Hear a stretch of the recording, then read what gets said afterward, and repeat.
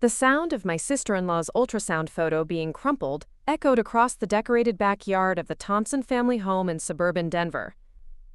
Each fold in the glossy paper seemed to mirror the crumbling of my own dreams as my mother-in-law Rebecca stood there, her perfectly manicured fingers destroying the precious image while 30 relatives watched in stunned silence. The baby revealed a party that had been filled with pink and blue balloons and cheerful laughter just moments before suddenly felt like a funeral for hopes I'd carried for 7 long years. I'd love to know which corner of the globe you're watching from. And if this story speaks to you, make sure to subscribe. Tomorrow's video is one you absolutely can't miss. "Emma, honey," Rebecca said, her voice dripping with the kind of false sweetness that always preceded her most cutting remarks. "Maybe it's time you stopped torturing yourself and everyone else with these fantasies about having children. Some women just aren't meant to be mothers."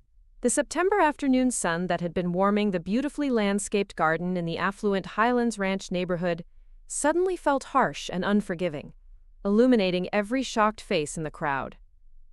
My husband Michael stood frozen beside the elaborate gender reveal cake, his expression unreadable but his silence speaking volumes about where his loyalties lay when push came to shove.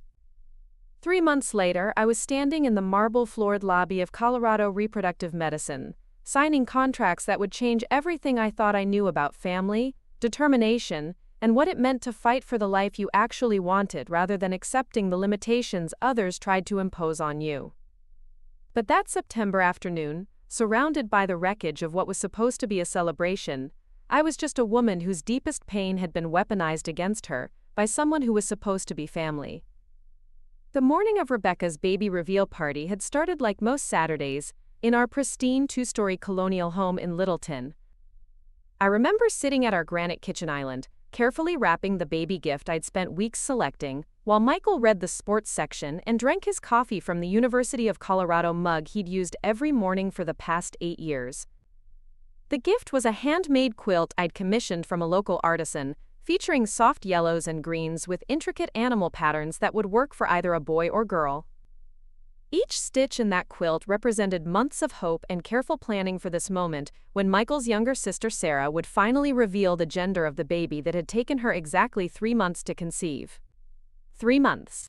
I'd been trying for 7 years, through countless doctor appointments, fertility treatments, hormone injections, and procedures that had left me feeling like a science experiment rather than a woman simply trying to start a family.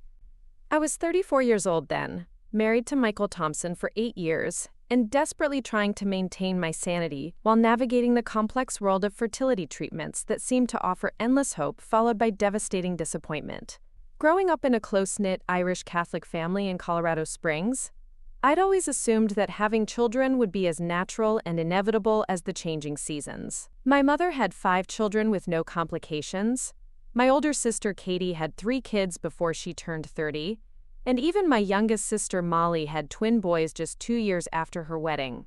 But life had different plans for me, plans that included diagnoses with names I couldn't pronounce, treatment protocols that turned my body into a chemistry experiment, and well-meaning advice from people who had never experienced the particular heartbreak of wanting something so fundamental and having your own body refuse to cooperate. Michael Thompson had been my college sweetheart at Colorado State University, the kind of steady, reliable man who made 5-year plans and followed through on his commitments. He was handsome in an all-American way that made other women notice him at social gatherings, with sandy brown hair that he kept perfectly styled, and a smile that had charmed my traditional Catholic mother from the moment I brought him home for Christmas during my junior year. In those early days, Michael had seemed genuinely supportive of my desire to have children, even when month after month passed without the positive pregnancy test we were both hoping to see. He'd held my hand during doctor appointments, researched fertility treatments online, and assured me that we would figure it out together no matter how long it took or what it required. But somewhere between year 3 and year 7 of our fertility journey, his support had begun to feel more like patient tolerance. Every negative pregnancy test was met with increasingly forced optimism. Every new treatment protocol was accompanied by subtle suggestions that maybe we should take a break from trying so hard. Every conversation about adoption or alternative family-building options was deflected with reassurances that natural conception would happen when the time was right. The irony wasn't lost on me that Michael's sister Sarah had announced her pregnancy at last year's Thanksgiving dinner, just 3 weeks after my latest IVF cycle had failed. The timing felt intentionally cruel, though I knew Sarah was simply excited to share her news with the family. But watching the way Michael's parents had erupted in celebration, the way his father had immediately started talking about college funds and family traditions, the way his mother had begun planning nursery themes before Sarah had even finished her first trimester, had been a painful reminder of everything I couldn't seem to provide for this family I'd married into. Sarah Thompson Walsh was everything I apparently wasn't when it came to the biological requirements for extending the Thompson family line. She was 28 years old, effortlessly fertile, and blessed with the kind of uncomplicated pregnancy that made her glow with health and happiness throughout her 9 months of gestation. Her husband David was equally thrilled about becoming a father, posting weekly bump photos on social media and updating everyone about cravings, nursery preparations, and baby name discussions. Being around Sarah during her pregnancy had been both inspiring and torturous. I genuinely loved her and wanted to be happy for her success, but every interaction was a reminder of my own failures and limitations. When she complained about morning sickness, I wanted to tell her that I would gladly endure 9 months of nausea for the privilege of carrying a child. When she worried about stretch marks or weight gain, I wanted to explain that I would accept any physical changes if they meant I could experience pregnancy at all. But I kept those thoughts to myself, maintaining the gracious sister-in-law facade that everyone expected while privately grieving the experiences I might never have. The gender reveal party was supposed to be a celebration of new life and family joy. But for me, it felt like another milestone in a journey that seemed to highlight everything I couldn't achieve rather than everything I had to offer. Michael's parents had insisted on hosting the party at their beautiful home, transforming their backyard into a Pinterest-worthy celebration, complete with gender-neutral decorations, elaborate catering, and professional photography to document every moment of their first grandchild's gender reveal. I'd spent the morning getting ready with the kind of careful attention to detail that had become my armor against social situations that might become emotionally difficult. I chose a dress that was flattering but not attention-seeking, styled my dark brown hair in a way that looked effortless but polished, and applied makeup that would hold up if tears became necessary later in the day. Michael and I arrived at his parents' house in Highlands Ranch right on time, carrying our carefully wrapped gift and wearing the kind of excited expressions that family gatherings required. The backyard was already filled with relatives I'd known for 8 years, people who had watched my fertility struggles play out through absent announcements at Christmas dinners, carefully worded responses to questions about when we might have children, and the kind of sympathetic smiles that people offered when they didn't know what else to say about someone else's reproductive challenges. Michael's father Robert greeted us at the back gate with his characteristic enthusiasm, immediately launching into detailed explanations about the party's setup and the elaborate cake that would reveal the baby's gender when Sarah and David cut into it. His mother Rebecca was directing caterers and photographers, with the kind of meticulous attention to detail that had made her successful in her real estate career and insufferable at family gatherings, where she needed everything to be perfect. "Emma, sweetheart," Rebecca said when she noticed me admiring the decorations, "you look lovely. I hope you're feeling okay about today. I know these family celebrations can be emotionally challenging for women in your situation." The comment was typical Rebecca, delivered with apparent concern but designed to remind everyone within earshot that I was the family member with reproductive problems who needed special consideration at baby-related events. She had a talent for making her sympathy feel like pity and her support feel like condescension, always managing to highlight my limitations while appearing to be understanding about them. "I'm excited to celebrate Sarah and David," I replied carefully, having learned over the years that engaging with Rebecca's passive-aggressive comments only gave her more ammunition for future conversations. This is such a special milestone for them. The party proceeded according to Rebecca's precisely planned schedule, with games that tested everyone's knowledge of baby-related trivia, a gift opening ceremony that showcased the expensive items Sarah and David had registered for, and the kind of cheerful conversation that characterized successful family gatherings. I participated enthusiastically, genuinely enjoying the opportunity to celebrate my sister-in-law's happiness, while carefully managing my own emotional responses to the constant reminders of what I couldn't seem to achieve. Sarah looked radiant in a flowing blue dress that accommodated her 7-month bump while maintaining her natural elegance. She moved through the party with the kind of confident grace that came from being the center of positive attention, accepting congratulations and well wishes with genuine appreciation and excitement about the life growing inside her. David was equally enthusiastic, proudly discussing their nursery preparations, sharing ultrasound photos, and answering endless questions about names they were considering and parenting philosophies they were developing.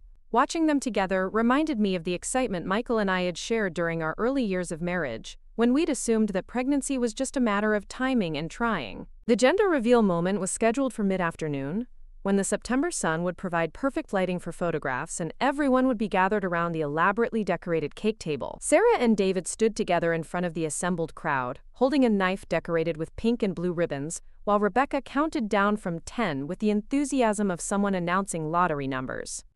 When they cut into the cake to reveal pink layers inside, the explosion of cheers and congratulations was immediate and overwhelming.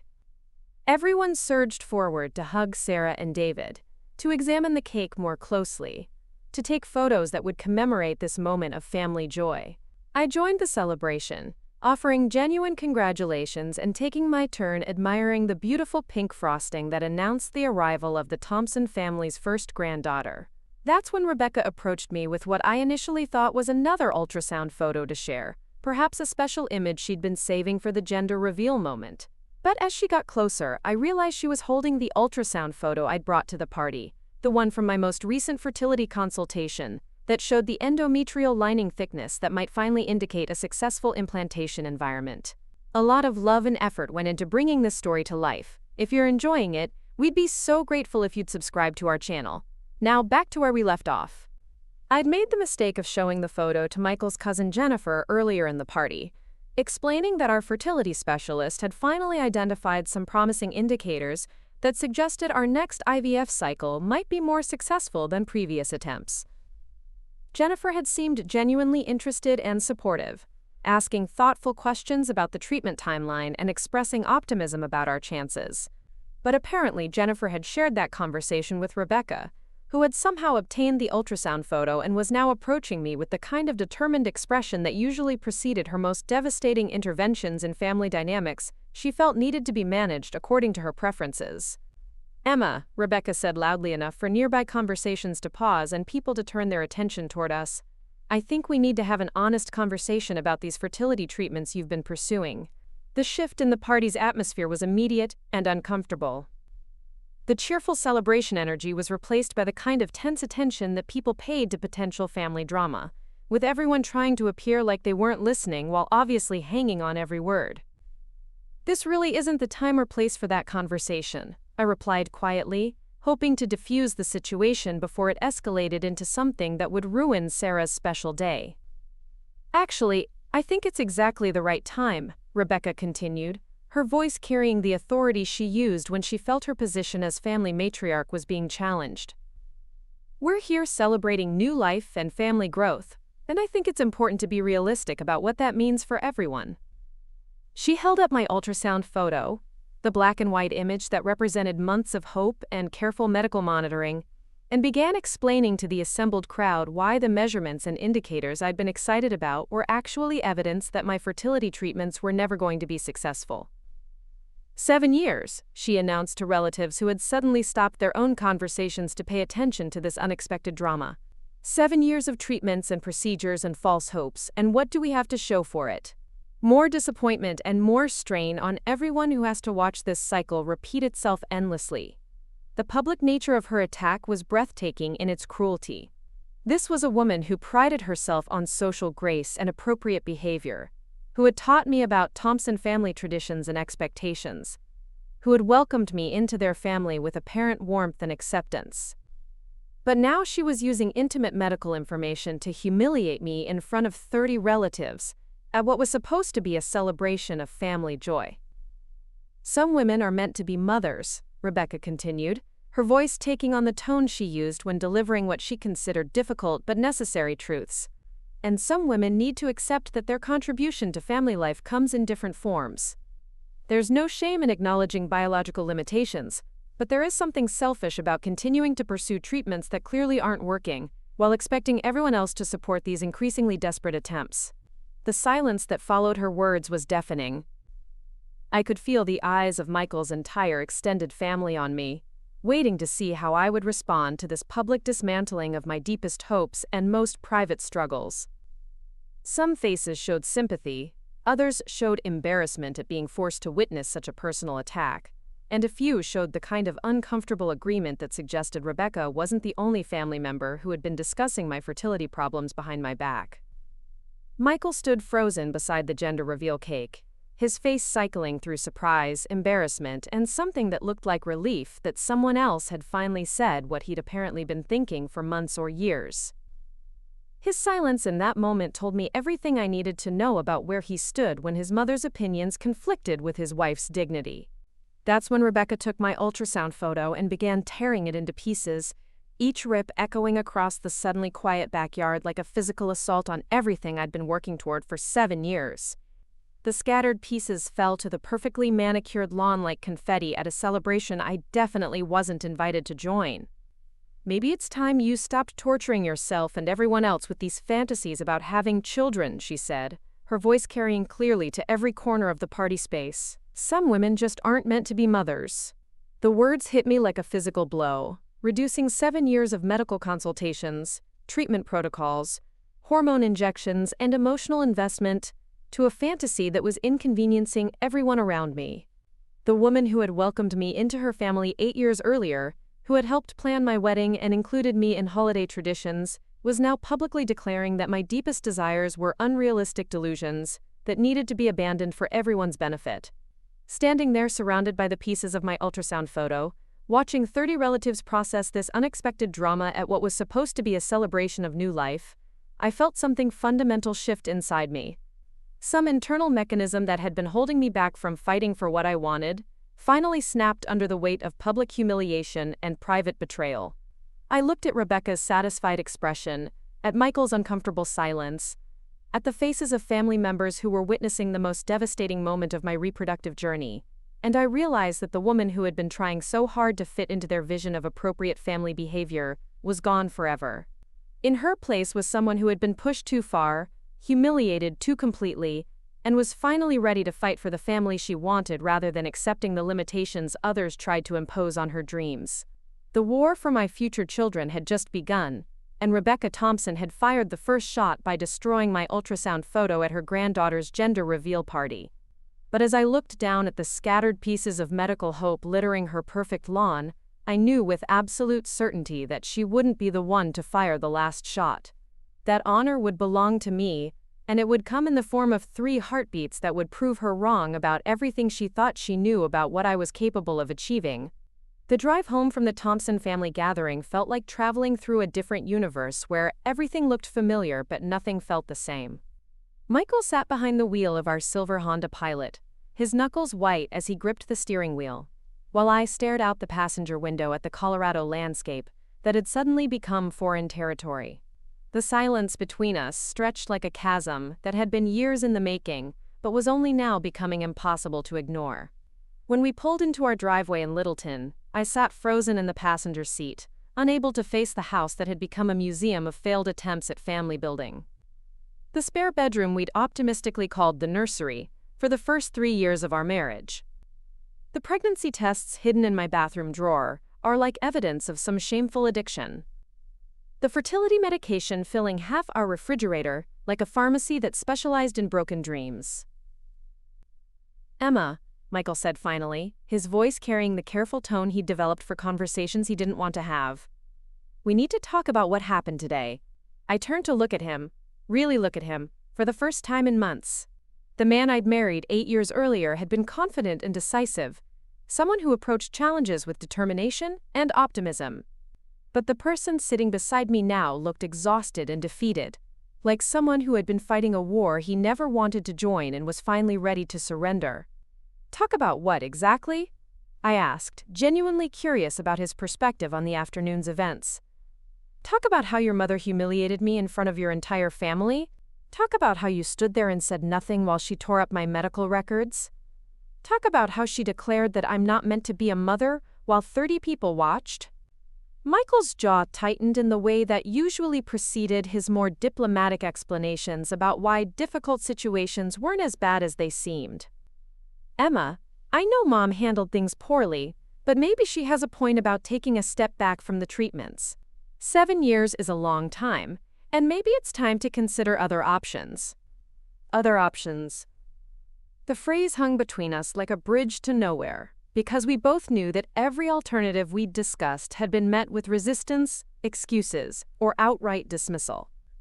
Adoption required too much paperwork and uncertainty. Donor eggs were too expensive and complicated. Surrogacy was too risky and emotionally complex. According to Michael, every path to parenthood, except natural conception, was either impractical or inappropriate for people in our situation. What other options? I challenged myself. The same options you've been finding reasons to avoid for the past 3 years? That evening, I did something I'd never done before in our 8 years of marriage. Instead of trying to smooth over the conflict or find ways to accommodate Michael's perspective, I walked into our home office and began researching fertility treatment options with the kind of systematic determination I'd previously reserved for planning vacations or organizing holiday celebrations. What I discovered changed everything I thought I knew about my medical situation, my treatment options, and my chances of ever becoming a mother. For 7 years, I'd been relying primarily on information filtered through Michael's interpretation of what our insurance would cover, what our budget could handle, and what he considered reasonable approaches to family building. I'd trusted his research and accepted his conclusions without conducting my own independent investigation into what was actually possible versus what was simply convenient for our current lifestyle. The first revelation was that our insurance coverage for fertility treatments was far more comprehensive than Michael had led me to believe. While our current plan didn't cover unlimited IVF cycles, it did provide significant benefits for advanced reproductive technologies, including genetic testing, donor programs, and gestational surrogacy. The out-of-pocket costs that Michael had claimed would bankrupt us were actually manageable, especially considering the equity we'd built in our house and the savings account I'd been contributing to for years. The second revelation was that my age and medical history made me an excellent candidate for several treatment approaches we'd never seriously explored. At 34, I was still within the optimal age range for egg retrieval and genetic testing. My hormone levels, while not perfect, were well within acceptable parameters for assisted reproduction. The endometrial lining issues that had been preventing implantation were treatable through protocols that our current fertility specialist had never suggested, but that were considered standard practice at more advanced reproductive medicine centers. The third revelation was that Denver was home to Colorado Reproductive Medicine, one of the most successful fertility clinics in the country, with success rates that far exceeded the smaller practice we'd been working with for the past 4 years. Their website featured detailed information about treatment protocols, success statistics, and patient testimonials that painted a picture of possibilities I'd never been told existed. I spent 3 hours reading research papers, comparing clinic success rates, and researching advanced reproductive technologies that could address the specific medical challenges that had been preventing my pregnancies. By midnight, I had compiled a comprehensive file of information that contradicted almost everything Michael had been telling me about our options and limitations. The most significant discovery was learning about gestational surrogacy and how it could bypass many of the medical issues that had been preventing my successful pregnancies. While my body had difficulty maintaining pregnancies due to endometrial and hormonal factors, my eggs were viable for fertilization and genetic testing. A gestational surrogate could carry embryos created from my eggs and Michael's sperm, allowing us to have biological children without requiring my body to handle the pregnancy complications that had led to our repeated failures. Surrogacy had always seemed like an option for wealthy celebrities or people with dramatic medical conditions, but the research revealed that it was increasingly common for women with my specific fertility challenges. The legal frameworks were well established. The medical protocols were highly successful, and the emotional support systems were comprehensive and professional. More importantly, the costs were significantly lower than I'd expected, especially when compared to the cumulative expense of the failed IVF cycles we'd already invested in.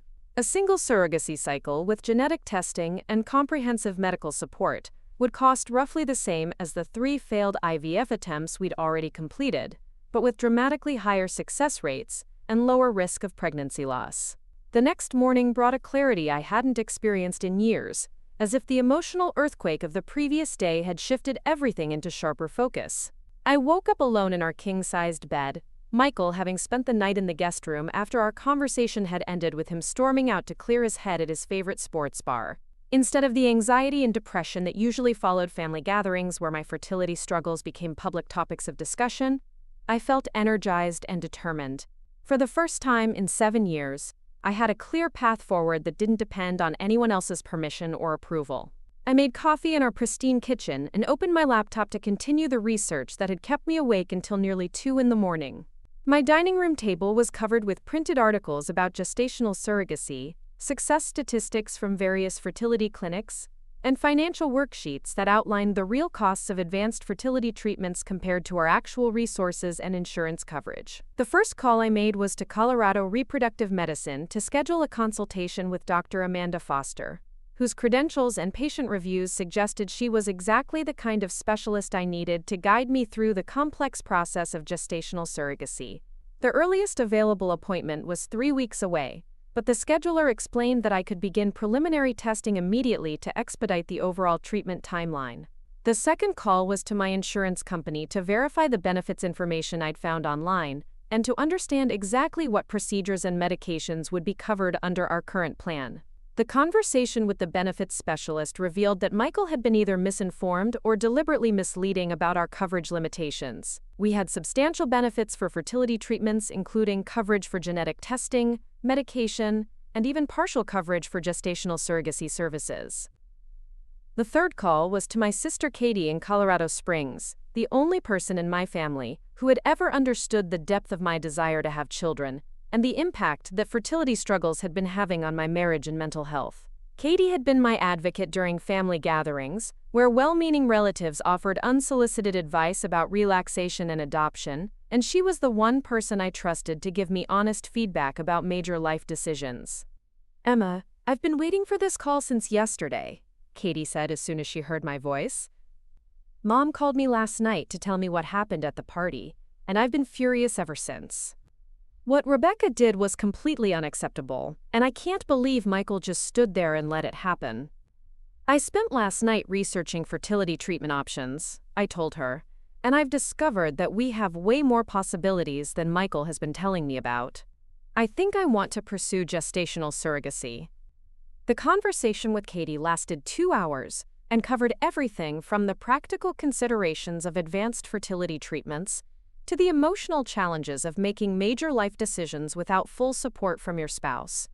She helped me think through the financial implications, the timeline considerations, and the relationship dynamics that would inevitably be affected by my choice to pursue treatment independently. "The question isn't whether you should do this," Katie said finally. "The question is whether you're prepared to do this even if Michael doesn't support your decision. Because from what you've told me about his reaction to everything that's happened, it sounds like he's already checked out of the fertility journey emotionally." She was right, and acknowledging that truth was both liberating and terrifying.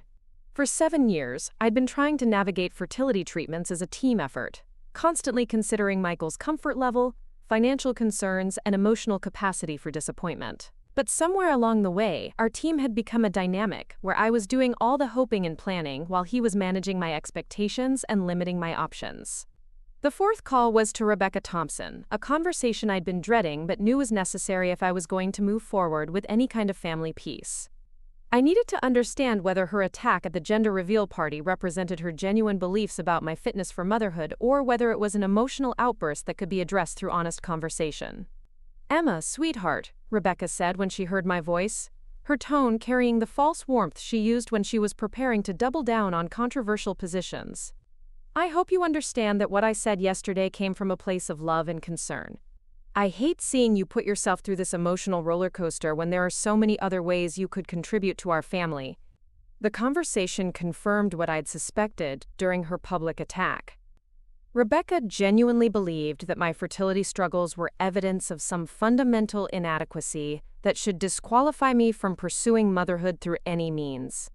She wasn't simply opposed to expensive medical treatments, she was opposed to the idea that I deserved to be a mother at all.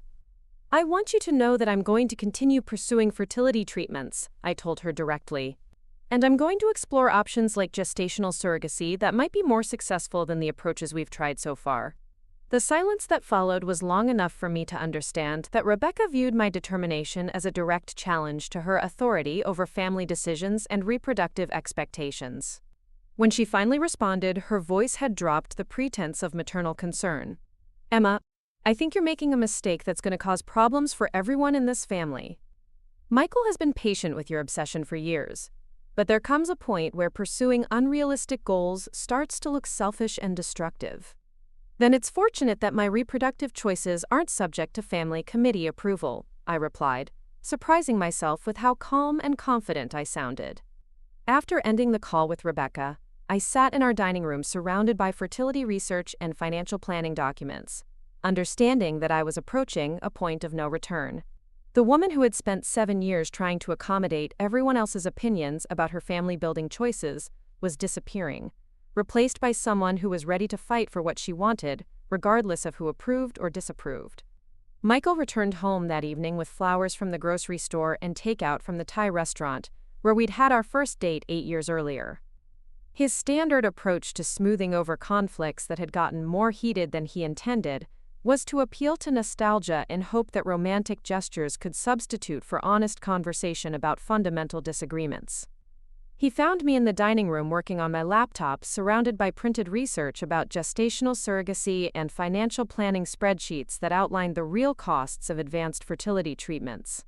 "Emma," he said softly, setting the flowers beside my computer and sitting down across from me with the kind of serious expression that usually preceded his attempts to guide our conversations toward reasonable compromises.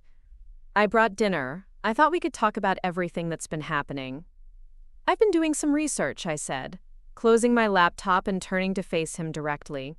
"About our insurance coverage, about advanced fertility treatments, and about options we've never seriously explored." Michael's hopeful expression shifted slightly as he processed the implications of my research and the determined tone in my voice. For 7 years, our conversations about fertility treatments had followed a predictable pattern where I would express frustration or disappointment. He would offer comfort and reassurance, and we would eventually agree to continue with whatever approach he felt was most reasonable and least disruptive to our current lifestyle. But something in my posture and voice must have communicated that this conversation was going to be different, because his body language immediately became more defensive. "What kind of options?" he asked, though his tone suggested he was already preparing to find reasons why any new approaches would be inappropriate or impractical. "Gestational surrogacy," I said simply, watching his face for reactions that would tell me where he stood on the most important decision of our marriage. The silence that followed stretched long enough for both of us to understand that we were finally having the conversation we'd been avoiding for years. Not a discussion about timing or treatment protocols or financial considerations, but a fundamental conversation about whether we shared the same vision for our future, and whether we were willing to take significant risks and make major sacrifices to pursue the family we'd claimed to want. "Emma," Michael said finally, his voice carrying the patient tone he used when he felt I was being unrealistic about major life decisions. "Surrogacy is incredibly complicated and expensive.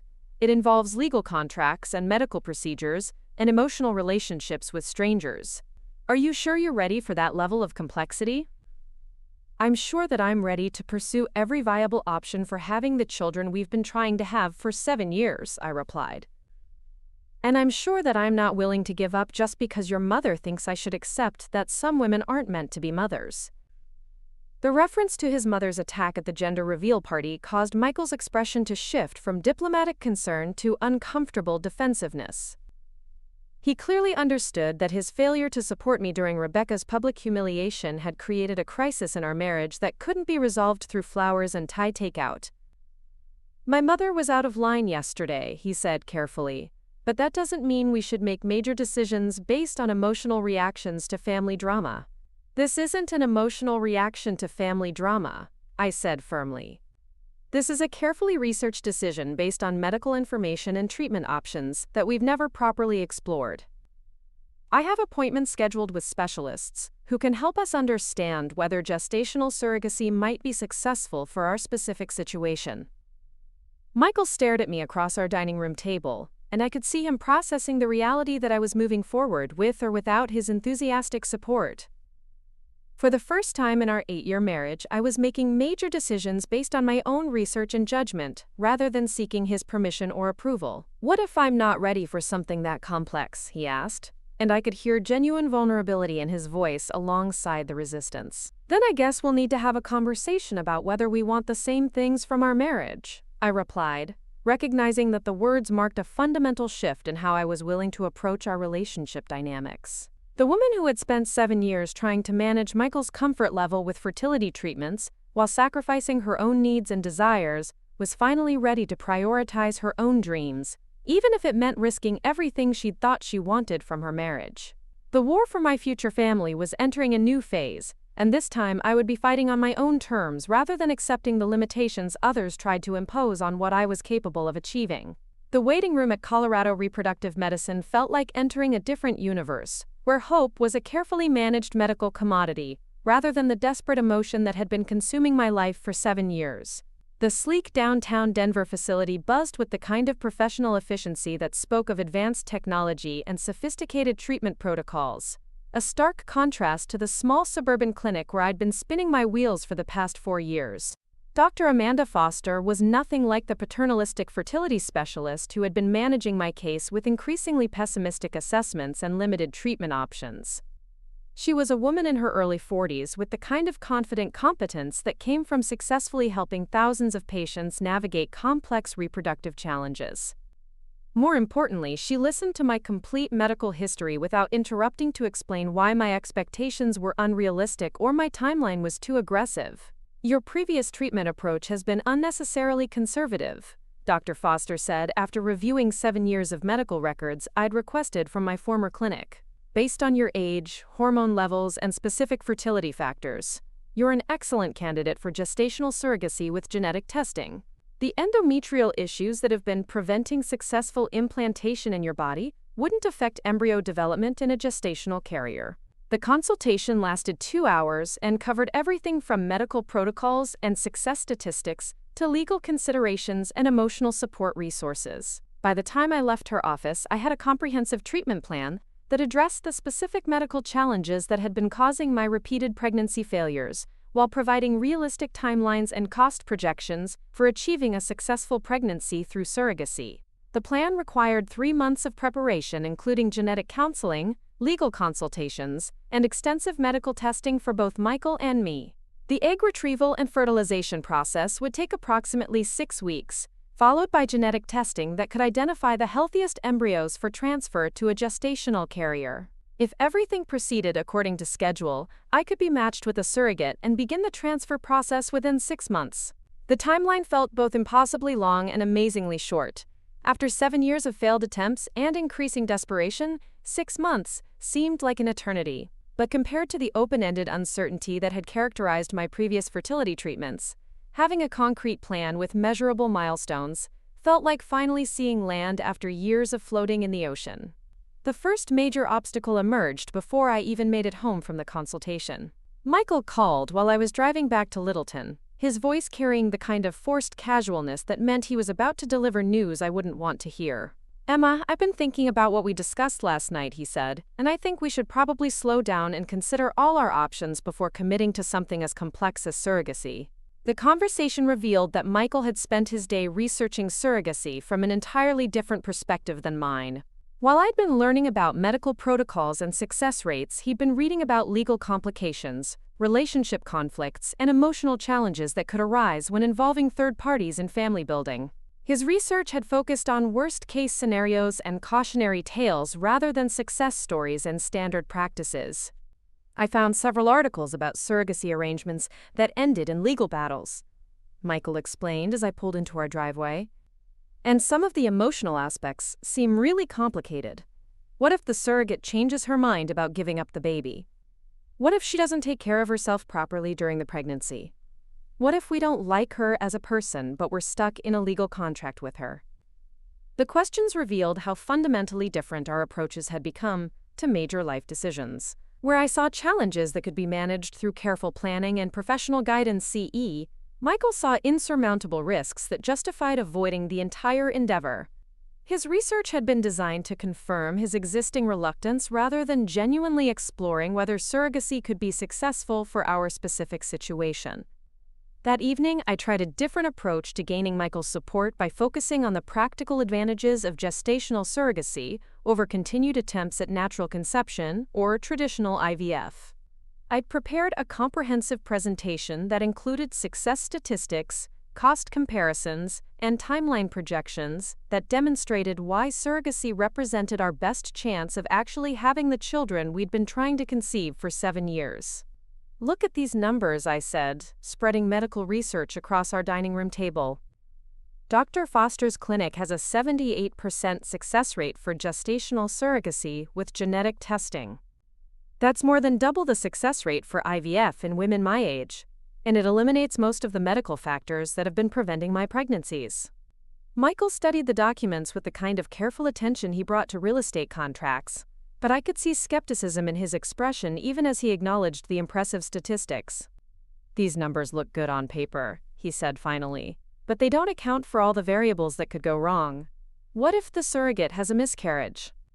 What if the genetic testing reveals problems with our embryos? What if the legal process becomes complicated and expensive?" The conversation continued for 3 hours, with Michael raising increasingly specific concerns about every aspect of the surrogacy process, while I provided detailed answers based on my research and consultation with Dr. Foster. But as the evening progressed, it became clear that his objections weren't really about practical considerations or risk management. They were about his fundamental discomfort with any approach to family building that required us to step outside traditional frameworks and take significant financial and emotional risks. The second major obstacle appeared 2 weeks later when I began the preliminary medical testing that Dr. Foster had recommended. The blood work and genetic screening required multiple appointments at the clinic, some of which conflicted with Michael's work schedule when he was supposed to accompany me for joint consultations and his own testing procedures. "Can't we reschedule some of these appointments for times that work better for both of us?" Michael asked when I showed him the testing schedule. "I don't want to miss important meetings for preliminary tests that aren't urgent." The request seemed reasonable on the surface, but it revealed a pattern that had been developing throughout our fertility journey. Whenever treatment protocols required significant time commitments or schedule adjustments, Michael found ways to prioritize his work obligations over our reproductive goals. His career had somehow become more important than our shared objective of starting a family, though he never framed his choices in those terms. I rescheduled what I could and attended other appointments alone, explaining to medical staff that my husband was dealing with work conflicts but would participate in the essential consultations. The solo appointments actually turned out to be beneficial because they allowed me to ask detailed questions and process complex information without worrying about Michael's reactions or comfort level with the medical procedures being discussed. During my 3rd week of testing, I received a call from my insurance company that temporarily derailed the entire process. Despite the benefits verification I'd completed earlier, a secondary review of my policy had revealed limitations on coverage for gestational surrogacy that could significantly increase our out-of-pocket expenses. "While your plan covers fertility treatments including egg retrieval and genetic testing," the benefits specialist explained, "gestational carrier services are only covered under specific medical circumstances. You would need documentation that pregnancy poses significant health risks to qualify for full coverage of surrogate-related expenses." The news meant that instead of paying approximately $15,000 for a complete surrogacy cycle, we might be facing costs closer to $40,000, depending on how much of the surrogate's medical care and compensation would be covered by insurance. The financial implications were manageable given our savings and home equity, but they represented a much larger investment than we'd originally planned. Michael's reaction to the insurance complications was immediate and predictable. He saw the increased costs as evidence that surrogacy was too risky and expensive to pursue, especially when we hadn't exhausted all conventional treatment options. His solution was to return to traditional IVF for several more cycles before considering more complex alternatives. $40,000 is a huge amount of money to spend on something that might not work, he said when I explained the insurance situation. Maybe we should try a few more rounds of regular IVF first, since that's mostly covered by our current plan. The suggestion revealed how completely Michael had missed the point of everything I'd learned during my consultation with Dr. Foster. Traditional IVF had failed repeatedly because of specific medical factors that wouldn't be resolved by trying the same approach more times. Gestational surrogacy was recommended precisely because it bypassed the physiological issues that had been preventing successful pregnancies in my body. We've already tried IVF 3 times, I reminded him. Dr. Foster explained that the endometrial problems that caused those failures aren't going to improve with repeated attempts. Surrogacy addresses the underlying medical issues, instead of hoping that the same approach will somehow produce different results. The financial stress led to our first serious argument about whether to proceed with surrogacy or abandon advanced fertility treatments entirely. Michael had reached his emotional and financial limit for pursuing biological children, while I was more determined than ever to explore every viable option before considering alternatives like adoption or remaining childless. The argument revealed fundamental differences in our approaches to risk management and goal achievement that extended far beyond fertility treatments. Michael preferred to avoid situations where significant investments might not produce guaranteed returns, while I was willing to take calculated risks if they offered genuine opportunities for success. The third major obstacle emerged during my consultation with the fertility clinic's counseling department, which was required before beginning any assisted reproduction cycle. The session was designed to help patients understand the emotional challenges of advanced fertility treatments and develop coping strategies for the stress and uncertainty that accompanied complex medical procedures. How would you describe your husband's level of support for pursuing gestational surrogacy? Asked Dr. Sarah Martinez, the reproductive counselor who specialized in helping couples navigate fertility treatment decisions. The question forced me to articulate something I'd been avoiding acknowledging even to myself. Michael wasn't actively opposing my pursuit of surrogacy, but he wasn't genuinely supporting it either. His participation felt more like reluctant compliance than enthusiastic partnership, and his focus on potential problems rather than possible solutions was creating additional stress during an already challenging process. He's concerned about the complexity and expense, I said carefully, but I think he'll be more supportive once we have a specific plan and timeline. Martinez's expression suggested she'd heard similar responses from many patients whose partners were struggling with the emotional and financial demands of advanced fertility treatments. It's important that both partners feel genuinely committed to the surrogacy process, she explained. The emotional challenges can be significant, and success often depends on having strong communication and shared determination throughout the journey. The counseling session included exercises designed to help couples identify potential areas of conflict and develop strategies for maintaining relationship stability during fertility treatments. One exercise required listing our biggest fears about surrogacy and discussing how we would handle various challenging scenarios that could arise during the process. Michael's list focused entirely on external factors beyond our control: legal complications, medical problems, relationship conflicts with the surrogate, and financial difficulties. My list included those concerns but also addressed internal factors, like communication breakdowns between us, different expectations about parenting roles, and the possibility that success might not bring the satisfaction we were expecting. The differences in our perspectives were revealing and concerning. Michael was approaching surrogacy like a business transaction that needed to be managed for optimal outcomes, while I was thinking about it as a complex human experience that would require emotional flexibility and mutual support, regardless of the specific challenges that emerged. After 6 weeks of medical testing, financial planning, and relationship counseling, I had completed all the preliminary requirements for beginning a gestational surrogacy cycle. My test results indicated that I was an excellent candidate for egg retrieval and genetic testing, with hormone levels and ovarian function that suggested a high likelihood of producing viable embryos for transfer to a gestational carrier. Michael had also completed his required testing, though his participation had been marked by scheduling conflicts, expressed reluctance, and increasing focus on the potential problems rather than the promising medical indicators. His test results were equally positive, with sperm quality and genetic factors that complemented my own reproductive profile well.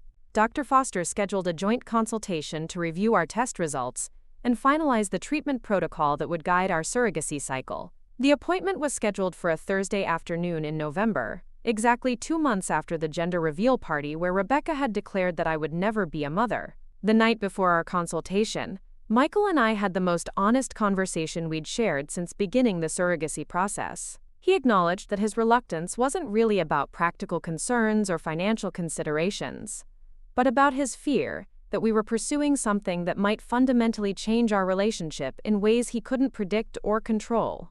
"I'm scared that if we do this and it doesn't work, we'll have spent all this money and emotional energy for nothing," he admitted. "And I'm scared that if it does work, we'll have children, but we won't be the same people we were when we started this journey." His vulnerability was both touching and frustrating.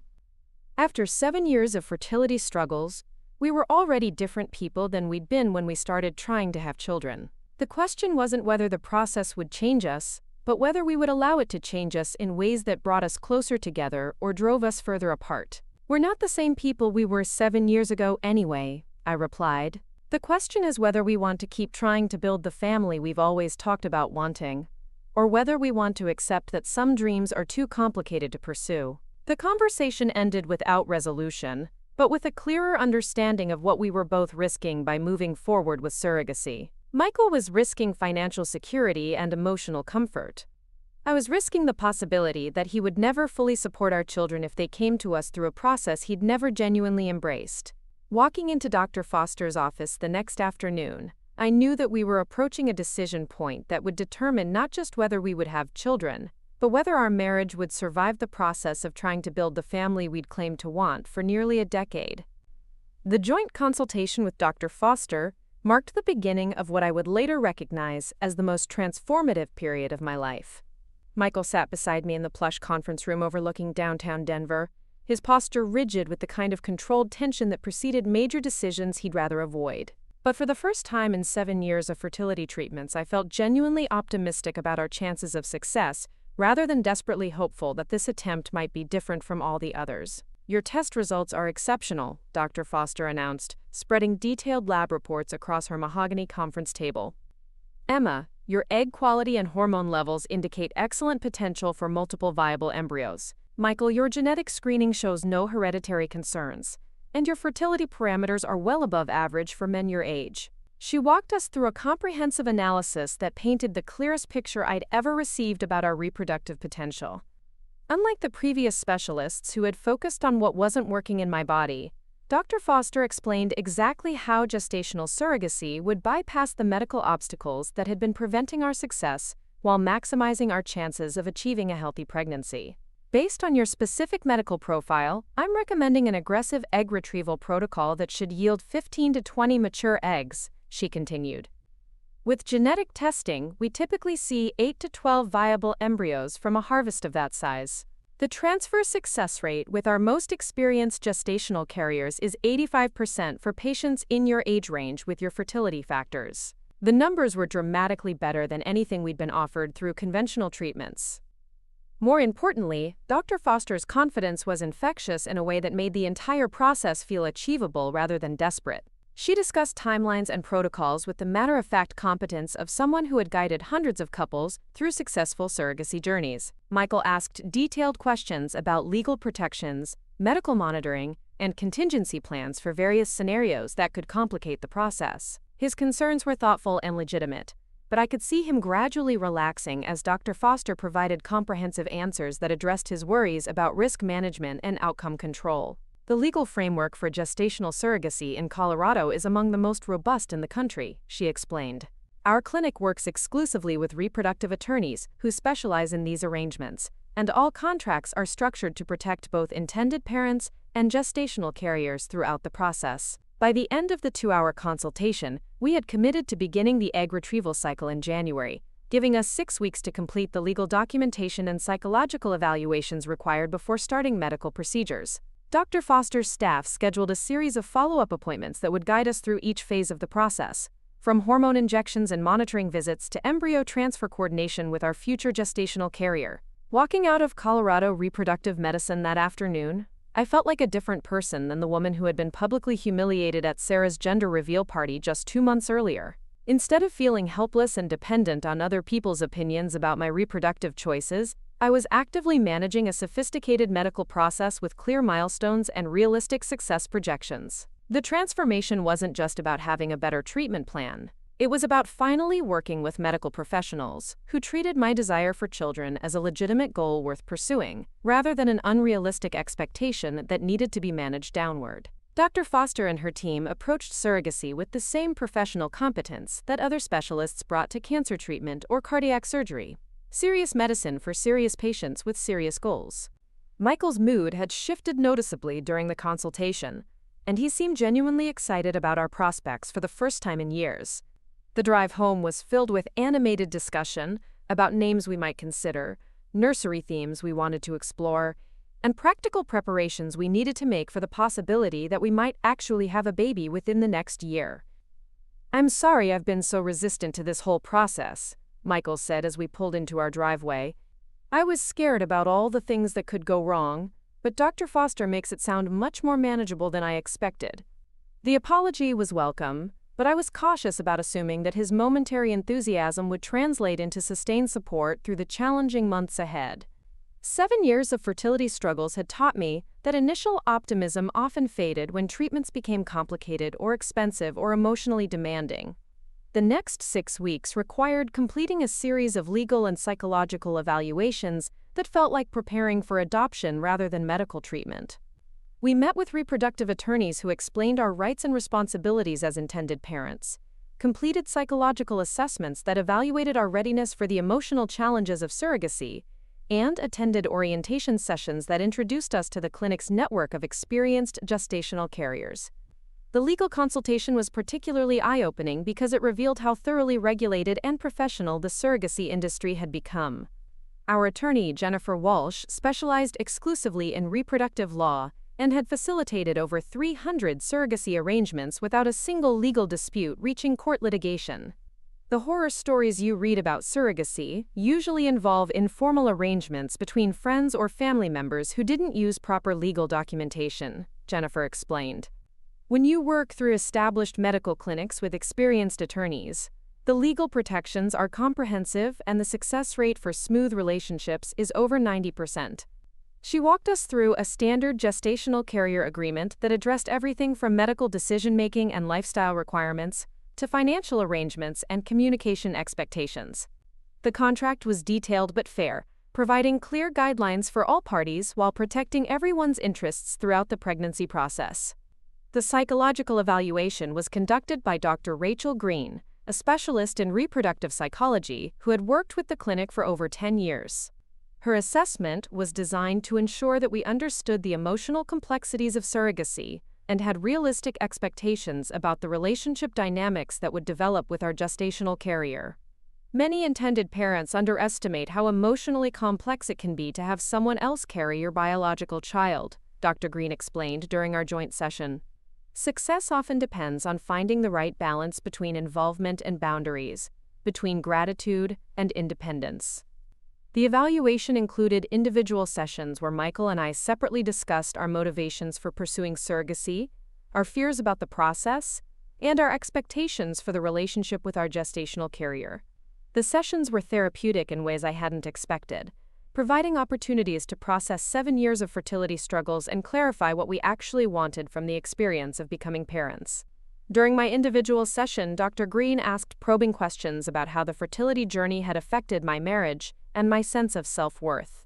Her questions helped me recognize how much of my identity had become tied to my reproductive struggles, and how desperately I needed success to feel like a complete woman and valuable wife. It's important to remember that your worth as a person and a partner isn't determined by your ability to conceive and carry children, she said gently. Surrogacy can be a wonderful path to parenthood, but it shouldn't be pursued as a way to prove something about your adequacy as a woman. The insight was both profound and uncomfortable. I realized that some of my determination to pursue surrogacy was motivated by the need to vindicate myself against Rebecca's declaration that I wasn't meant to be a mother, rather than purely by my desire to have children. The distinction mattered because it affected how I would approach the relationship with our gestational carrier and how I would define success throughout the process. Michael's individual session apparently focused on his fears about losing control over important aspects of the pregnancy experience. Dr. Green helped him understand that successful surrogacy required trust and flexibility, rather than the kind of detailed management that characterized his professional life. Many intended fathers struggle with having another person make daily decisions that affect their child's development, she explained during our joint follow-up session. Learning to communicate your preferences while respecting your gestational carrier's autonomy is one of the most important skills for successful surrogacy relationships. The orientation session introduced us to the clinic's network of potential gestational carriers, each of whom had completed extensive medical and psychological screening before being approved for the program. The women were diverse in age, background, and family circumstances, but they shared certain characteristics that made them excellent candidates for carrying other people's children. Most were experienced mothers who had completed their own families and wanted to help other couples achieve their parenting goals. They understood pregnancy and childbirth from personal experience, while having the emotional maturity to carry children they wouldn't be raising. Many had college degrees, stable marriages, and comfortable middle-class lifestyles that eliminated financial desperation as a motivation for surrogacy. Our gestational carriers are compensated fairly for their time and physical contribution, explained Lisa Chen, the clinic's surrogacy coordinator. But most of them are motivated primarily by the desire to help families, rather than by financial considerations. We reviewed profiles of 12 potential carriers who met our basic preferences for age, experience, and lifestyle factors. Each profile included detailed medical histories, family photos, personal statements about their motivations for surrogacy, and references from previous intended parents who had worked with them successfully. The selection process felt strange and intimate, like choosing someone to join our family in the most temporary but essential way possible. We were looking for someone we could trust with our future children's health and development, but also someone whose personality and values would be compatible with our own throughout the intense months of pregnancy. 3 carriers stood out as particularly promising matches for our situation. Jennifer Martinez was a 32-year-old teacher from Lakewood who had carried 2 previous babies for other couples and received glowing references for her communication skills and reliable self-care during pregnancy. Amanda Foster was a 29-year-old nurse from Boulder whose medical background would help her understand the complex monitoring requirements of high-risk pregnancy management. Patricia Wong was a 35-year-old mother of 3 from Arvada who had successfully carried twins for her previous intended parents and was specifically interested in working with couples who had experienced long fertility struggles. We'll arrange initial meetings with your top choices so you can determine which relationship feels most comfortable for everyone involved, Lisa explained. The matching process is crucial because you'll be partners for almost a year, and mutual respect and communication are essential for success. The prospect of having multiple healthy embryos was almost overwhelming after years of struggling to achieve even a single viable pregnancy.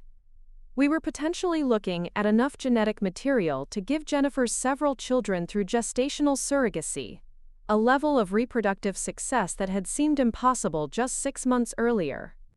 The egg retrieval surgery was scheduled for a Thursday morning in early March, exactly 6 months after Rebecca's devastating declaration at the gender reveal party. The timing felt symbolic, proof that the woman she'd tried to humiliate had refused to accept limitations, and had instead pursued the most advanced reproductive technology available. The procedure itself was surprisingly straightforward, performed under light sedation, while Dr. Foster used ultrasound guidance to collect mature eggs from each developed follicle. Michael waited in the recovery area, and I could see relief and anticipation in his expression when Dr. Foster emerged to update him on the results. 23 mature eggs retrieved, she announced with obvious satisfaction. Excellent quality and perfect timing for fertilization. The embryology lab began the fertilization process immediately, combining my eggs with Michael's sperm, using intracytoplasmic sperm injection to maximize the chances of successful embryo development. We would know within 5 days how many embryos had developed to the blastocyst stage, suitable for genetic testing and eventual transfer. The waiting period was both nerve-wracking and exciting. Every day brought phone calls from the embryology lab, with updates on our developing embryos, and each report was more encouraging than the last. By day 3, we had 19 embryos continuing to develop normally. By day 5, 15 had reached the blastocyst stage and were ready for genetic testing. 15 blastocysts is an exceptional result, Dr. Foster explained when she called with the final laboratory report. We'll biopsy cells from each embryo for genetic testing, and you should have results within 2 weeks. The genetic testing would identify which embryos were chromosomally normal and therefore most likely to result in healthy pregnancies. The process could also reveal the gender of each embryo, allowing us to make informed decisions about which ones to transfer first and how many children we might ultimately have. The 2-week wait for genetic testing results was the longest 14 days of my life. Michael and I found ourselves constantly discussing potential outcomes and making tentative plans for different scenarios. We researched single versus multiple embryo transfers, considered the pros and cons of knowing the genders in advance, and discussed how many children we ultimately wanted to have. Jennifer was equally excited about the successful egg retrieval and called regularly to check on our progress and coordinate her preparation for embryo transfer. Her enthusiasm was infectious and helped maintain our optimism during the anxious waiting period. "I can't wait to get started with the actual pregnancy," she said during one of our check-in calls. "All the preparation has been great, but I'm ready to start growing your babies." The call from Dr. Foster's office came on a Tuesday afternoon while I was at work, managing a marketing project that suddenly seemed trivial compared to the news I was about to receive. The embryology coordinator asked if Michael could join the call for our genetic testing results, and I knew immediately that we were about to learn something significant about our future family. "I have wonderful news," Dr. Foster said, once we were both on the line. 11 of your 15 embryos tested genetically normal, which is an outstanding result for any couple but especially significant given your previous difficulties. 11 normal embryos. The number was almost incomprehensible after 7 years of failure. We potentially had enough genetic material for multiple pregnancies through gestational surrogacy, more reproductive options than most couples ever dreamed of having. The embryos include 6 males and 5 females, Dr. Foster continued, all with excellent morphology grades that indicate high implantation potential. We're looking at success rates over 90% for first transfer attempts with embryos of this quality. The gender distribution was perfect, giving us options for family planning that we'd never imagined possible. We could choose to transfer multiple embryos for a higher chance of twins, or stick with single embryo transfers to minimize pregnancy risks while maximizing our number of potential children. "When can we schedule the first transfer?" Michael asked, his voice tight with excitement. "Jennifer has completed her preparation cycle and is ready to begin the transfer protocol," Dr. Foster replied. "We can schedule your first embryo transfer for the beginning of April, about 4 weeks from now." 4 weeks. After 7 years of struggle, we were 4 weeks away from potentially achieving the pregnancy that had eluded us through countless attempts.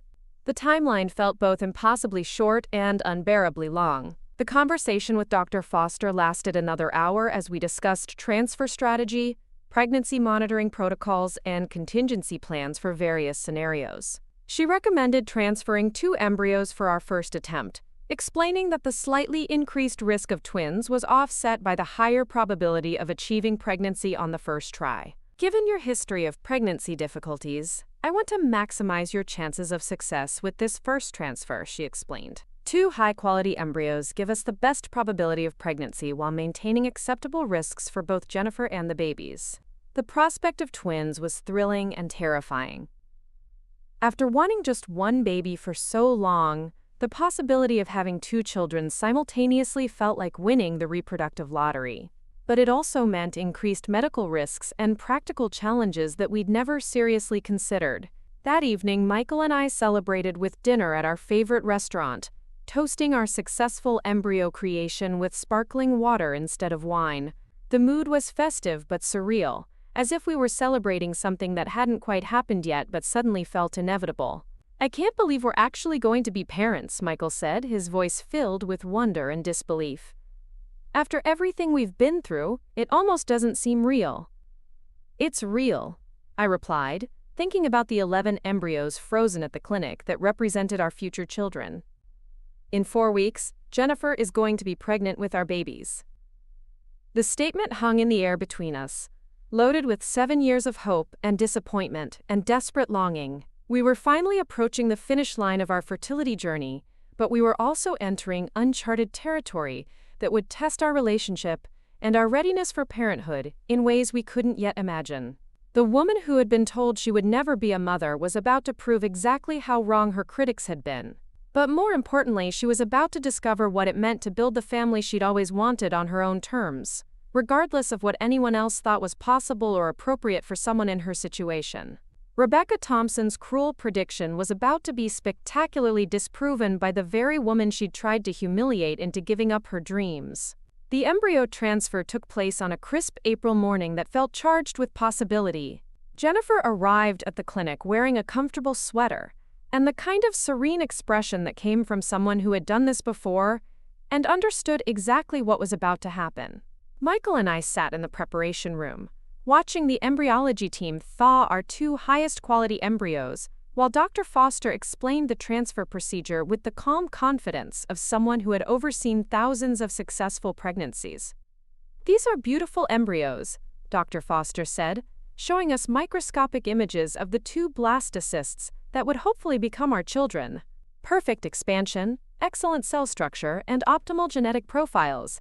I couldn't ask for better candidates for implantation."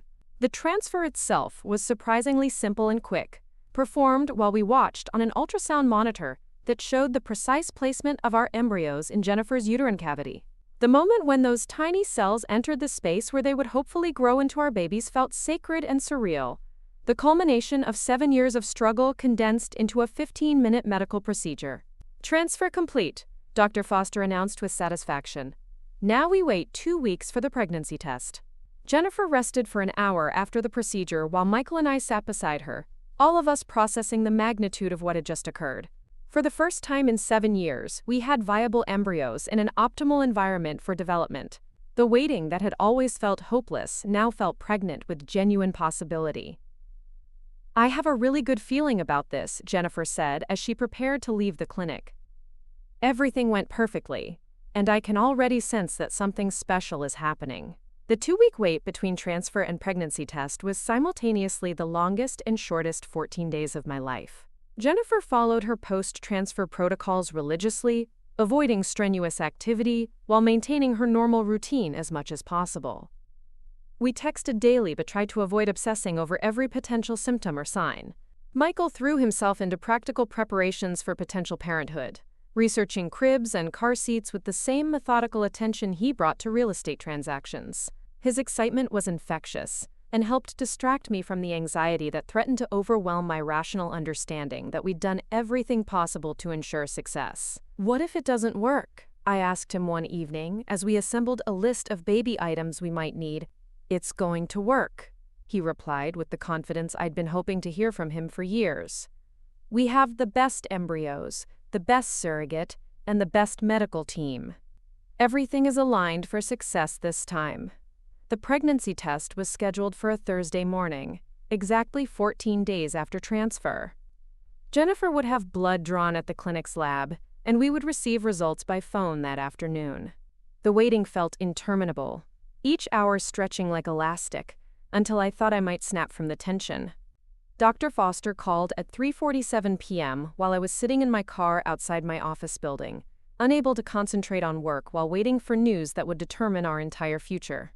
"Emma, I have wonderful news," she said, her voice bright with genuine excitement. "Jennifer's pregnancy test is strongly positive. Not only is she pregnant, but her hormone levels suggest this might be a twin pregnancy." Twins. The word echoed in my mind like a prayer answered beyond my wildest hopes. After 7 years of being unable to achieve even a single pregnancy, we were potentially looking at 2 babies from our first surrogacy attempt. "The initial beta levels are very high," Dr. Foster continued, "which often indicates multiple implantation. We'll confirm with ultrasound in 2 weeks, but I'm optimistic that both embryos successfully implanted." I called Michael immediately, crying too hard to speak coherently when he answered the phone.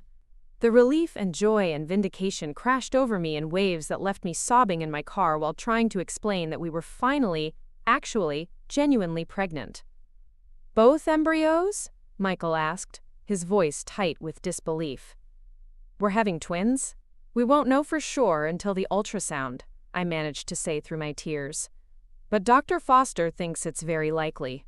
The first ultrasound was scheduled for 2 weeks later, an appointment that would confirm whether we were expecting one baby or two and establish the viability of the pregnancy. Jennifer accompanied us to the appointment, as excited as we were to see what we'd accomplished together. Dr. Foster began the ultrasound with her usual systematic approach, checking Jennifer's uterine environment and looking for signs of healthy implantation. The silence stretched as she moved the ultrasound probe and studied the images appearing on the monitor. "This is interesting," she said finally, her voice carrying a note of surprise that immediately put me on alert. "Is everything okay?" I asked, my heart racing with sudden fear that something had gone wrong with our miracle pregnancy. "Everything is more than okay," Dr. Foster replied with a smile that lit up her entire face. "I'm seeing 3 distinct heartbeats. Jennifer is carrying triplets." Triplets. The word hit me like lightning, illuminating possibilities I'd never even dared to imagine. 3 babies. 3 children from our first surrogacy attempt, when I'd been told I would never be a mother at all. "How is that possible?" Michael asked, staring at the ultrasound screen where 3 tiny forms were visible, each with its own flickering heartbeat. "One of your transferred embryos split into identical twins," Dr. Foster explained. "It's rare but not unheard of, especially with high-quality blastocysts like yours. You have 1 fraternal baby and 1 set of identical twins." The ultrasound revealed 3 healthy pregnancies developing exactly as expected for their gestational age.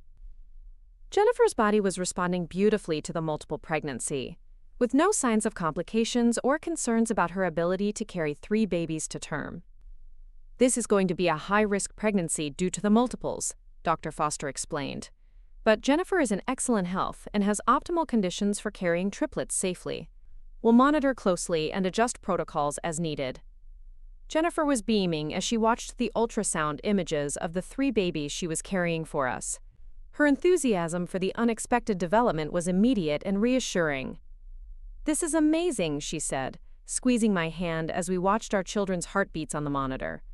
"I've never carried multiples before, but I'm excited about the challenge. 3 babies mean 3 times the joy for your family."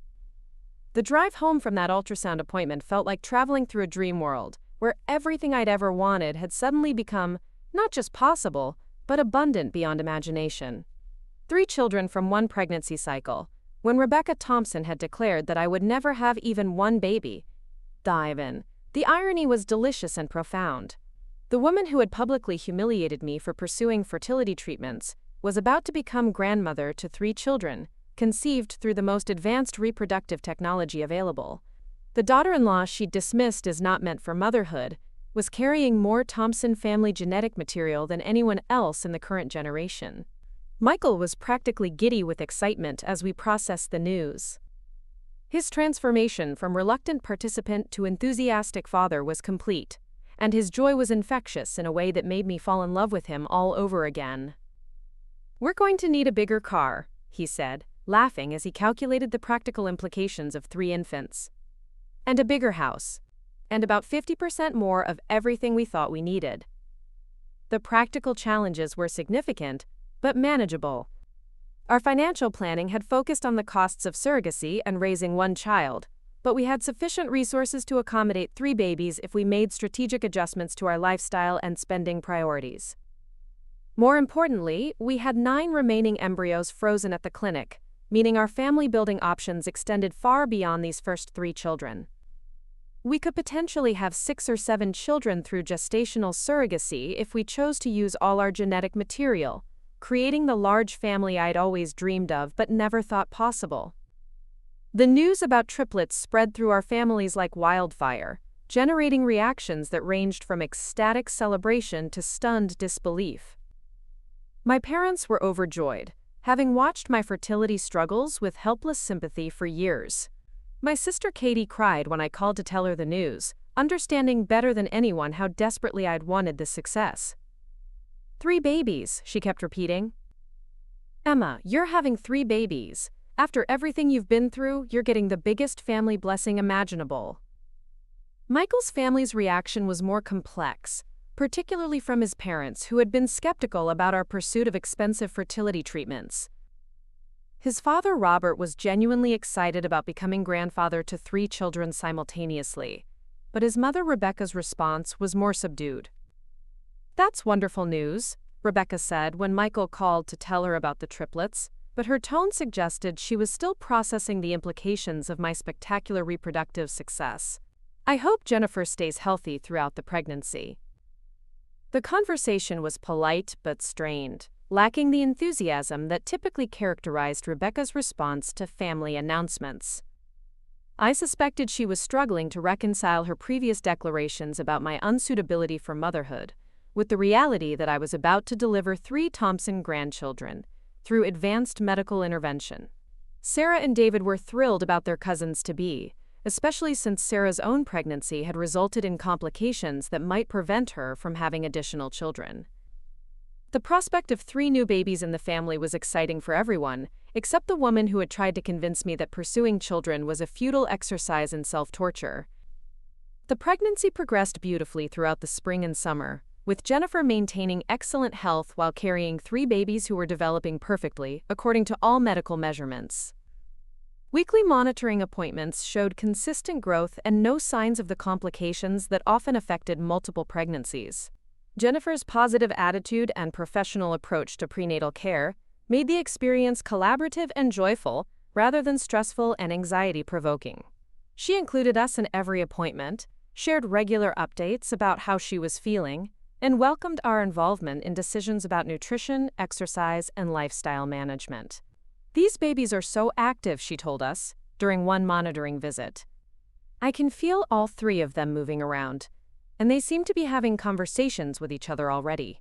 The image of our 3 children communicating in utero was both touching and amazing. After years of wondering if I would ever experience pregnancy at all, learning about my baby's development through Jennifer's descriptions felt like receiving daily gifts of connection and anticipation. Michael had embraced the role of expectant father with enthusiasm that bordered on obsession. He read every book about multiple births, researched the best pediatricians in Denver, and began planning nursery layouts that could accommodate 3 cribs while maintaining some semblance of organization and functionality. "I want to be prepared for everything," he explained as he showed me architectural drawings he'd commissioned for converting our spare bedrooms into a comprehensive nursery suite. "These babies are going to have everything they need from day one." His excitement was gratifying after years of feeling like I was pursuing parenthood alone, but it also reminded me how different this pregnancy experience was from what I'd originally imagined. Instead of carrying our children myself, I was witnessing their development through Jennifer's body while preparing for motherhood from a distance that felt both protective and disconnected. The emotional complexity of gestational surrogacy was more nuanced than I'd expected. While I was grateful beyond words for Jennifer's gift and thrilled about our baby's healthy development, I sometimes felt like a spectator to my own pregnancy rather than the primary participant in my children's creation. Dr. Green, our reproductive counselor, helped me process these feelings during sessions that continued throughout Jennifer's pregnancy. "It's completely normal to feel emotionally complex about surrogacy," she explained. "You're experiencing all the anticipation and excitement of pregnancy without the physical connection that usually accompanies those feelings.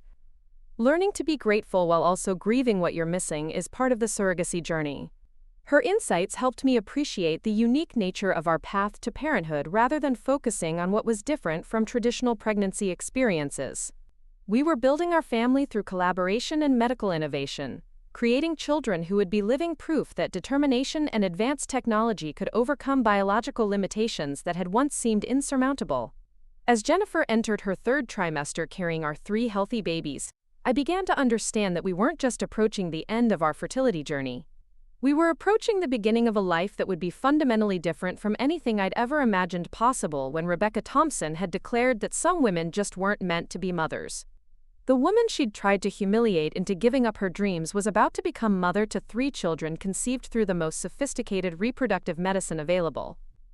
The family she'd dismissed as impossible was about to become abundant beyond anyone's expectations. Rebecca's cruel prediction hadn't just been wrong. It had been spectacularly, magnificently, triumphantly wrong, in ways that would reshape the entire Thompson family dynamic for generations to come. The call came at 2:47 a.m. on a Tuesday morning in late September, exactly 1 year after Rebecca's devastating attack at Sarah's gender reveal party. Jennifer's voice was calm but urgent as she explained that contractions had been coming regularly for the past hour and it was time to head to the hospital. "This is it," she said simply. "Your babies are ready to meet their parents." Michael and I had been sleeping with our phones on maximum volume for 3 weeks, bags packed and ready by the front door. The drive to Presbyterian/St. Joseph Hospital felt surreal in the pre-dawn darkness, knowing that we would return home as parents to 3 children after nearly 8 years of marriage and struggle. Jennifer was already in the delivery room when we arrived, surrounded by the specialized medical team that Dr. Foster had assembled for our high-risk multiple birth. The neonatal intensive care unit was on standby, though all indications suggested our babies were healthy and ready for delivery at 36 weeks. "Everything looks perfect," Dr. Foster announced as she reviewed Jennifer's progress. "The babies are in optimal positions, and Jennifer's labor is progressing exactly as we hoped. We should have 3 Thompson babies within the next few hours." The delivery room was crowded with medical professionals, monitoring equipment, and 3 warming stations prepared for our children's immediate care. Michael stood beside Jennifer's bed holding my hand while I coached her through contractions, all of us working together to bring our babies safely into the world. Baby A arrived at 6:23 a.m., a perfectly formed little boy who announced his presence with lusty cries that filled the delivery room with joy.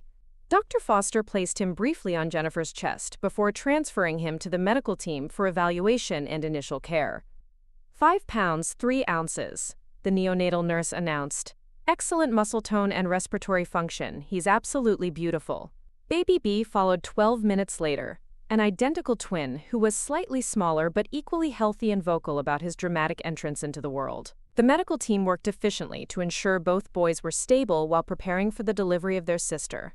Baby C, our daughter, arrived at 6:52 a.m. with the dignified composure that would characterize her personality throughout her early years. She was the largest of the 3 at 5 pounds 8 ounces, and she studied her new environment with alert dark eyes before adding her voice to her brother's protests about the bright lights and cold air. 3 healthy babies, Dr. Foster announced with obvious satisfaction. Perfect deliveries, excellent APGAR scores, and no complications. Congratulations, you're officially parents to triplets. The moment when the nurse placed our daughter in my arms for the first time was the culmination of everything I'd fought for throughout our fertility journey. After 7 years of being told I might never experience motherhood, I was holding a baby who existed because I'd refused to accept limitations that others tried to impose on my dreams. Michael was equally overwhelmed as he held our twin sons, his eyes filled with tears as he studied their tiny faces and perfect fingers. The man who had been reluctant to pursue aggressive fertility treatments was now the father of 3 children, conceived through the most advanced reproductive medicine available. "They're incredible," he whispered, his voice thick with emotion. "I can't believe they're really ours." Jennifer watched our reunion with her children with the satisfied expression of someone who had accomplished exactly what she'd set out to do. Her recovery was proceeding normally, and she was already discussing plans to return home to her own family while maintaining the friendship we developed throughout our pregnancy journey. "This is the best part of what I do," she said as we marveled over our babies. "Seeing families complete their dreams through surrogacy. You're going to be amazing parents, and these babies are so lucky to have you." The next few days at the hospital were a whirlwind of feeding schedules, diaper changes, and learning to manage the logistics of caring for 3 newborns simultaneously. The nursing staff provided intensive education about multiple infant care, and we quickly developed systems for ensuring each baby received adequate attention and care. Our families descended on the hospital in waves, eager to meet the newest Thompson family members. My parents were ecstatic, having waited years to become grandparents and now finding themselves blessed with 3 grandchildren at once. My sister Katie spent hours holding and feeding babies, while helping me adjust to the reality of being responsible for 3 tiny lives. I'm so proud of you, she said, as we watched Michael change diapers with the methodical precision he brought to complex real estate transactions. You never gave up on your dreams, even when everyone else thought you should. These babies exist because you refuse to accept other people's limitations. Michael's family's visit was more complex, particularly Rebecca's first meeting with the grandchildren, whose existence contradicted everything she'd said about my fitness for motherhood. She arrived with expensive gifts and the kind of forced enthusiasm that characterized her response to situations she couldn't control or criticize. "They're beautiful babies," she said as she held our daughter, her voice carrying genuine emotion despite her obvious discomfort with having been so spectacularly wrong about my reproductive potential. "You've certainly surprised everyone with how this all turned out." The comment was as close to an apology as I expected to receive from Rebecca, an acknowledgement that her cruel predictions had been unfounded without actually admitting responsibility for the pain she'd caused. I accepted her congratulations graciously while recognizing that our relationship would always be complicated by her attempt to humiliate me into abandoning my dreams. Sarah and David brought their own daughter to meet her new cousins, creating adorable photo opportunities that documented the next generation of Thompson family children. Sarah was genuinely excited about the triplets and full of admiration for our perseverance through the fertility journey. "I can't imagine going through what you experienced," she said as we arranged the 4 babies for pictures. "But look what your determination accomplished. These children are going to grow up knowing that their parents fought for them in the most incredible way." The hospital discharge required extensive preparation and coordination, with 3 car seats, multiple diaper bags, and enough supplies to support a small army of infants during the drive home. The nursing staff provided detailed instructions about feeding schedules, medical follow-up appointments, and warning signs that might require immediate medical attention. Arriving home with triplets felt like entering a completely different life than the one we'd left just 5 days earlier. Our carefully prepared nursery suddenly seemed inadequate for the reality of 3 babies who required simultaneous attention, feeding, and care around the clock. The first few weeks were exhausting but exhilarating, filled with the kind of sleep deprivation and constant activity that new parents experience multiplied by 3. Michael had taken extended paternity leave from his real estate business, and we'd hired a night nurse to help manage the feeding schedules that occurred every 2 hours throughout the day and night. "I don't know how people do this with just 2 hands," Michael said one morning as we tag-teamed diaper changes while the 3rd baby waited his turn. "We need to develop more efficient systems, or we're never going to sleep again." The logistics of triplet care required military-level organization and planning, but the emotional rewards were beyond anything I'd imagined during our years of fertility struggles. Each baby had a distinct personality from birth, and watching them interact with each other and respond to our voices was endlessly fascinating. Our son James was the most vocal and demanding, requiring immediate attention when he decided he was hungry or uncomfortable. His twin brother Samuel was more contemplative, content to observe his surroundings while his siblings expressed their opinions about diaper changes and feeding schedules. Our daughter Rachel was alert and social, following conversations with her eyes and seeming to understand far more than any newborn should be capable of processing. The contrast between our current reality and the despair I'd felt after Rebecca's attack was almost incomprehensible. The woman who had been told she would never be a mother was now responsible for 3 children who required constant care, attention, and love. The marriage that had been strained by fertility struggles was now stronger than ever, united by shared responsibility for our miracle babies. 3 months after the birth, Dr. Foster called to discuss our remaining frozen embryos and future family planning options. We still had 9 genetically tested embryos available for additional pregnancies through gestational surrogacy, representing the possibility of significantly expanding our family if we chose to pursue that path. "There's no rush to make decisions about your remaining embryos," she explained during our consultation. "You have several years to determine whether you want additional children, and your embryos will remain viable for future use whenever you're ready."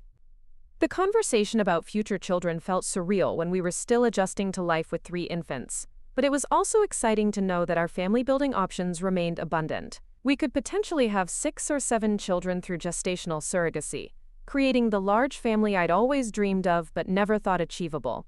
Jennifer had recovered completely from delivery, and was already discussing the possibility of carrying additional babies for us when we were ready to expand our family further.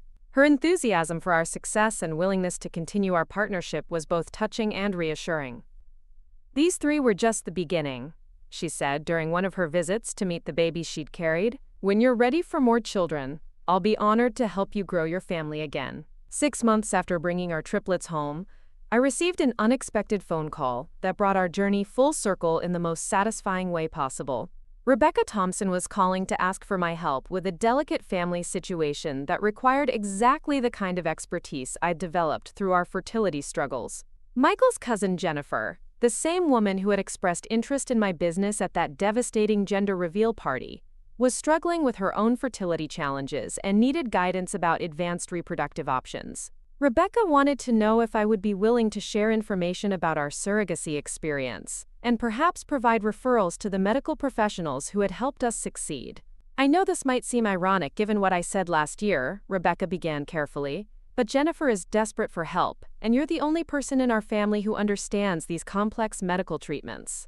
The request was both vindicating and amusing. The woman who had publicly declared that I should give up my fertility treatments because some women weren't meant to be mothers was now asking me to help another family member navigate the same challenges I'd overcome through persistence and advanced reproductive medicine.